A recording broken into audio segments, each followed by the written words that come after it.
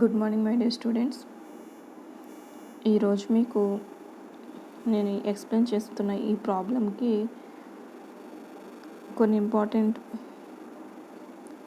Points ఇందులో మీకు cover అవుతాయి. ఏంటంటే ఇప్పటి వరకు net increase in working capital అనేది చూసారు మీరు. Net decrease in working capital అనేది చూడలేదు. ఇంకొకటి ప్రాఫిట్ అండ్ లాస్ అకౌంట్లో ప్రాఫిట్స్నే చూసారు, లాసెస్ని చూడలేదు. అండ్ ఇంకొక అనదర్ పాయింట్ ఏంటంటే ఇక్కడ మీకు 3 ఇయర్స్కి సంబంధించిన బ్యాలెన్స్ షీట్స్ ఇచ్చి 3 ఇయర్స్లో 2007 అండ్ 2008 ఈ 2 ఇయర్స్కి సంబంధించినటువంటి ఫండ్స్ ఫ్లో స్టేట్మెంట్స్ని ప్రిపేర్ చేయమని ఈ ప్రాబ్లంలో ఇవ్వడం జరిగింది. నెట్ సోర్సెస్ ఇక్కడ మీకు prepare A statement of net sources and uses of funds అని అడిగినా, లేదు ఫండ్స్ ఫ్లో స్టేట్మెంట్ అని అడిగినా ఒకటే. ఓకే, ఇదేంటి మాకు statement of net sources and uses of funds అని అడిగారని అనుకోకండి. ఫండ్స్ ఫ్లో స్టేట్మెంట్ అన్నా ఇదన్నా ఒకటే. ఇంకొకటి ఏంటంటే 2007 అండ్ 2008 2 ఇయర్స్కి సంబంధించినవి అడిగారు. దాంతోపాటు ఆ 2 ఇయర్స్వి మనం ప్రిపేర్ చేసిన తర్వాత కంపెనీ యొక్క ఫినాన్షియల్ పొజిషన్కి ఫండ్ ఫ్లోకి సంబంధించినటువంటి కామెంట్స్ని కూడా ఇందులో అడగడం జరిగింది. నేను ఈ ప్రాబ్లమ్ని ఒక 2 పార్ట్స్లో ఎక్స్ప్లెయిన్ చేస్తాను, ఎందుకంటే 2 సమ్స్ చేసినట్టు. ఈ ఒక్క సమ్లో మనం 2 ప్రాబ్లమ్స్ చేస్తున్నంత టైం తీసుకుంటాం. ఇలాంటిది మీకు ఎగ్జామ్లో ఇవ్వరు, కానీ ఇందులో మీకు కొత్త పాయింట్స్ అంటే net decrease in working capital, P&L అకౌంట్లో లాసెస్ అండ్ కామెంట్స్ రాయడం, ఇలా 3 ఇయర్స్కి సంబంధించినవి ఇచ్చినప్పుడు ఏ విధంగా తీసుకోవాలి, లాసెస్ వచ్చినప్పుడు ఏ విధంగా ఉంటుంది, ఇలాంటి విషయాలు తెలియడానికి ఈ ప్రాబ్లం మీకు చాలా యూజ్ అవుతుంది. అందుకే ఈ ప్రాబ్లమ్ని నేను 2 పార్ట్స్లో ఎక్స్ప్లెయిన్ చేస్తాను. First changes in working capital prepare చేసుకోవాలి. ఫస్ట్ 2006 అండ్ 2007 ఇయర్కి సంబంధించిన వర్కింగ్ క్యాపిటల్ చేంజెస్ ప్రిపేర్ చేసుకుందాం. ఇందులో ఏంటంటే డైరెక్ట్గా ఇచ్చేసాడు కరెంట్ అసెట్స్, మీకు కరెంట్ లయబిలిటీస్ కూడా డైరెక్ట్గానే ఇవ్వడం జరిగింది. సో వేసుకున్నాం. కరెంట్ అసెట్స్ ఏమో ఇంక్రీజ్ అయ్యాయి, కరెంట్ లయబిలిటీస్ ఏమో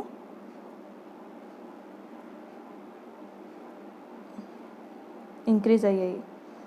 కరెంట్ లయబిలిటీస్ ఇంక్రీజ్ అయితే డిక్రీజ్లో వేయాలి కాబట్టి డిక్రీజ్లో వేసుకున్నాం. కరెంట్ అసెట్స్ ఇంక్రీజ్ అయితే ఇంక్రీజ్లో వేయాలి కాబట్టి ఇంక్రీజ్లో వేసుకున్నాం. సో ఈ రెండింటికి డిఫరెన్స్ మీకు డైరెక్ట్గా కరెంట్ అసెట్స్ కరెంట్ లయబిలిటీస్ ఇచ్చారు కాబట్టి ఇంకా టోటల్స్ చేసుకోవాల్సిన పని ఏమీ లేదు.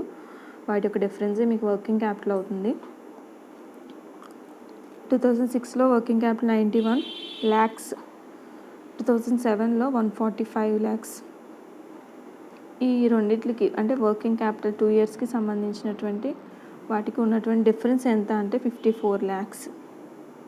ఆ 54 lakhs net increase in working capital increase పెరిగింది. వర్కింగ్ క్యాపిటల్ 2006తో పోస్తే 2007లో వర్కింగ్ క్యాపిటల్ 54 lakhs పెరిగింది. ఓకే, నెక్స్ట్ స్టేట్మెంట్లో 2007 అండ్ 2008కి సంబంధించినవి తీసుకున్నాం.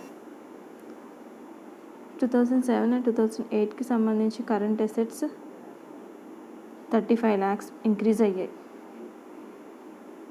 కరెంట్ లయబిలిటీస్కి వచ్చేసరికి 45 lakhs ఇంక్రీజ్ అయ్యాయి. కరెంట్ లయబిలిటీస్ ఇంక్రీజ్ అయితే డిక్రీజ్లో వేసుకోవాలి కాబట్టి డిక్రీజ్లో వేసుకున్నాం. 2007కి 2008కి డిఫరెన్స్ చూసుకోండి. నెక్స్ట్ 2007 కరెంట్ అసెట్స్లోంచి 2007 కరెంట్ లయబిలిటీస్ లెస్ చేస్తే 145 lakhs వర్కింగ్ క్యాపిటల్. సేమ్ 2008 కూడా అలాగే చేసాం.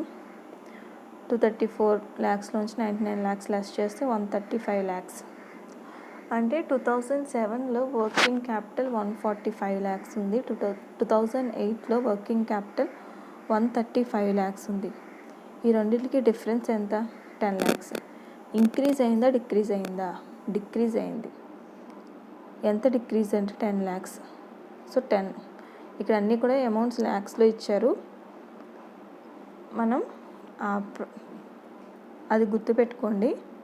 బట్ ఇక్కడ ఫిగర్స్కి వచ్చేసరికి మనకి లెక్కలు ఇచ్చిన ఫిగర్స్ వైజ్ చేసుకుంటున్నాం మనం.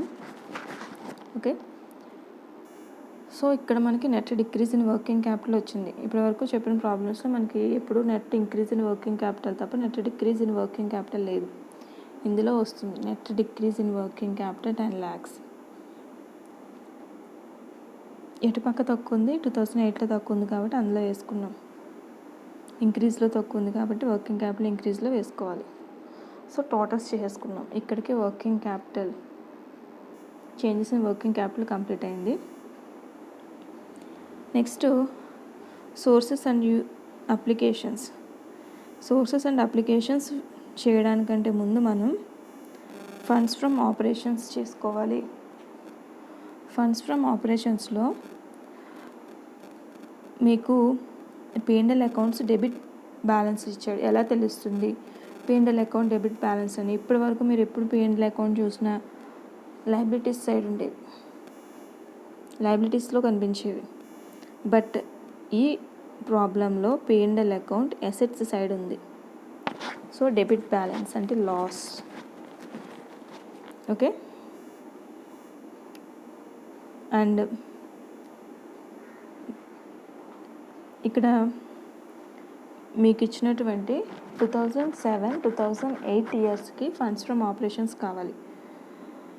ఇక్కడ 2007 ఇయర్కి సంబంధించిన P&L account debit balance 228.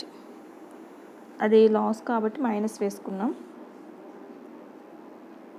Same 2008లో కూడా ఫస్ట్ 2007 చెప్పిన తర్వాత నేను 2008 చెప్తాను. 2007 మనకి ఇచ్చినటువంటి 228 డెబిట్ బ్యాలెన్స్ చూడండి ఇక్కడ ఉంది. ఈ మధ్యలో 2007 కదా. సో 228. ఓకే, నెక్స్ట్ ఇంకొక విషయం ఏంటంటే అసెట్స్లో మీకు గ్రాస్ బ్లాక్ అనేది ఇచ్చాడు. గ్రాస్ బ్లాక్ అనేది ఫిక్స్డ్ అసెట్. దాని మీద డిప్రిసియేషన్ 69 lakhs డిప్రిసియేషన్ అరేంజ్ చేశారు. ఏ ఇయర్లో? 2006లో. 2007లో 95 lakhs అరేంజ్ చేశారు.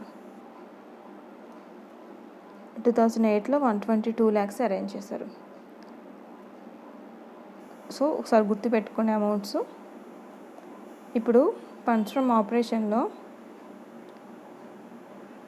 Depreciation charge during the year అంటే స్పెసిఫిక్గా ఆ ఇయర్లో అరేంజ్ చేసింది ఎంత అంటే డిప్రిసియేషన్ 69కి 95కి డిఫరెన్స్, 95కి 122కి డిఫరెన్స్.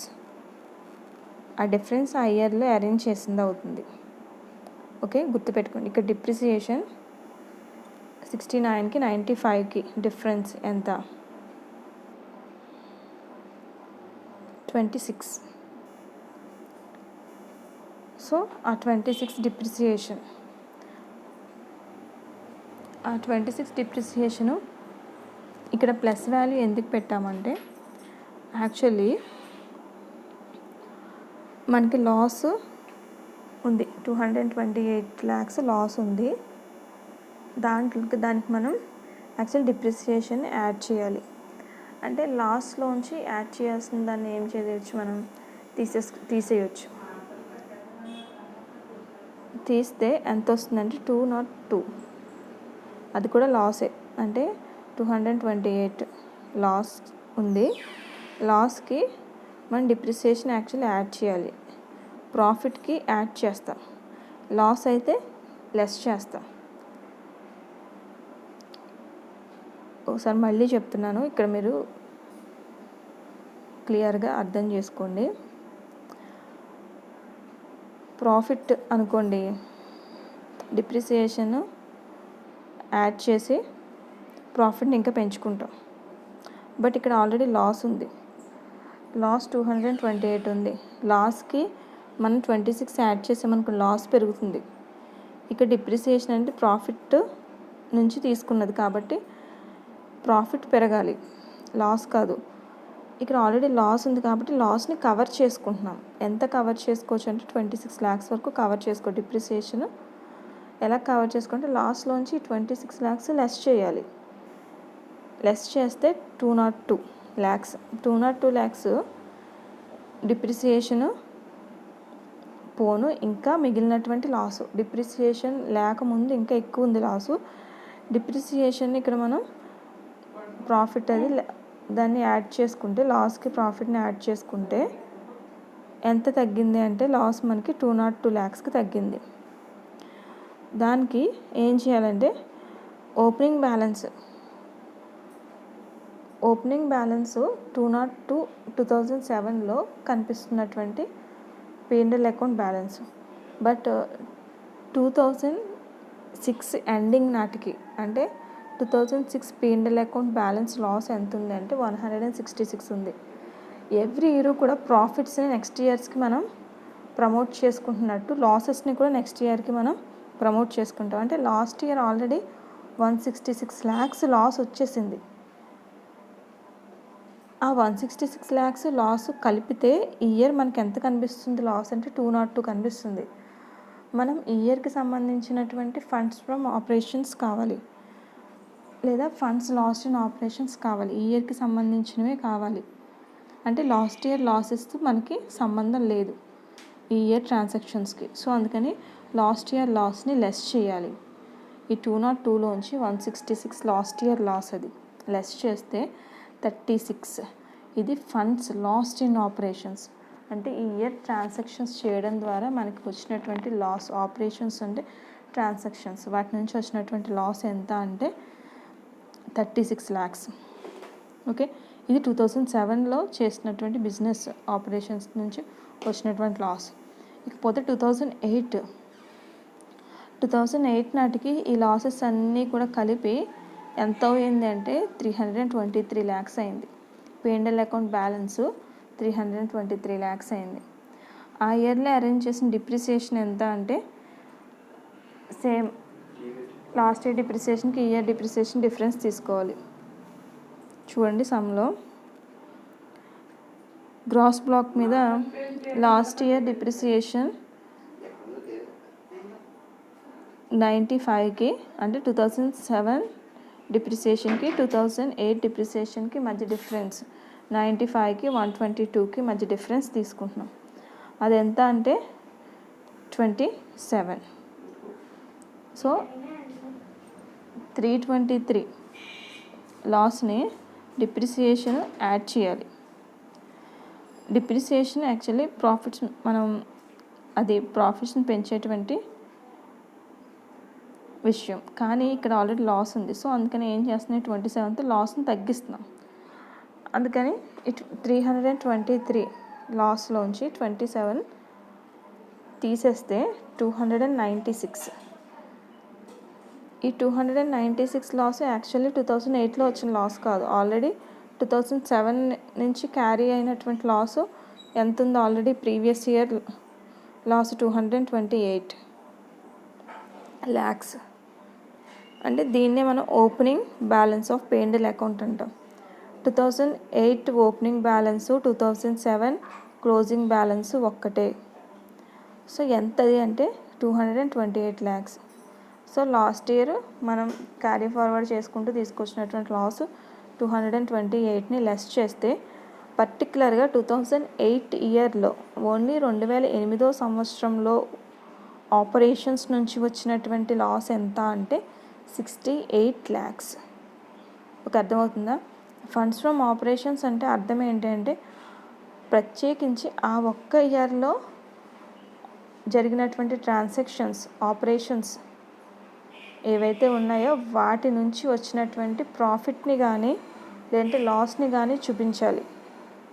అంత ప్రీవియస్ ఇయర్కి సంబంధించిన వాటితో సంబంధం ఉండదు, నెక్స్ట్ ఇయర్స్కి సంబంధించిన వాటితోనూ సంబంధం ఉండదు. ఇక్కడ ఓన్లీ పర్టికులర్గా ఆ ఇయర్ది మాత్రమే తీసుకోవాలి, గుర్తుపెట్టుకోండి. So funds last in operations 68 lakhs. ఇప్పటి వరకు చెప్పిన ఏ ప్రాబ్లంలోనూ మీకు ఫండ్స్ ఫ్రమ్ ఆపరేషన్స్ వచ్చాయే తప్ప ఫండ్స్ లాస్ట్ ఇన్ ఆపరేషన్స్ రాలేదు. ఈ ప్రాబ్లంలోనే వస్తుంది. ఒకవేళ ఈ ప్రాబ్లం అర్థం కాకపోతే మళ్ళీ ఒకసారి రివైజ్ చేసుకుని చూసుకోండి. Okay. Funds last in operations 68 lakhs 2008లో, 36 lakhs 2007లో వచ్చింది. నెక్స్ట్ పార్ట్లో ఫండ్స్ ఫ్లో స్టేట్మెంట్ ప్రిపేర్ చేయడం గురించి చెప్తాను. Thank you.